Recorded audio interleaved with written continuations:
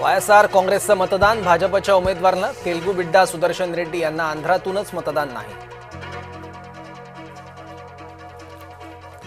संख्याबळ असूनही भाजप उमेदवाराला धाकधूक, राधाकृष्ण यांचे नवी दिल्लीत देवदर्शन।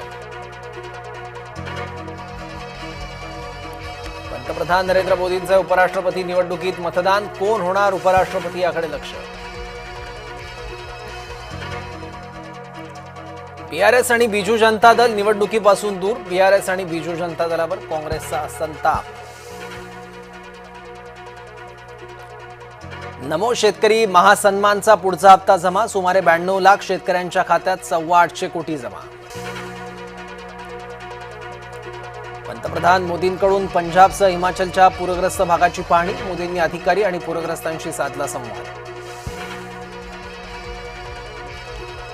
आमदार रोहित पवारांनी राजकीय द्वेषापोटी खोटी माहिती दिली, भाजप आमदार बबनराव लोणीकर यांची टीका।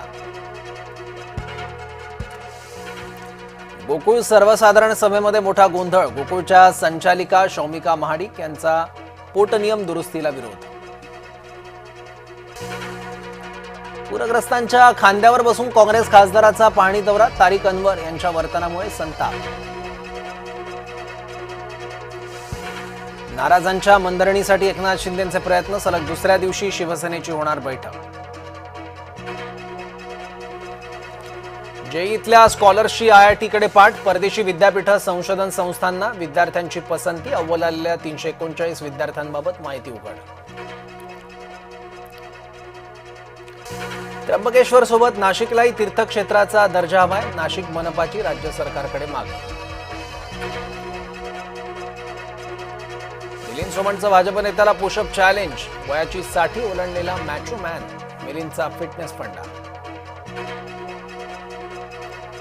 अखेर गिरणा धरण 100% भरलं, चाणकापूर आणि हरणबारी दोन्ही धरणं तुडुंब। आंतरराष्ट्रीय घडामोडींमुळे सोन्याचा भाव वधारला, सोनं प्रतितोळा 1,09,700 रुपयांवर, तर चांदीचा दर प्रति किलो 1,26,000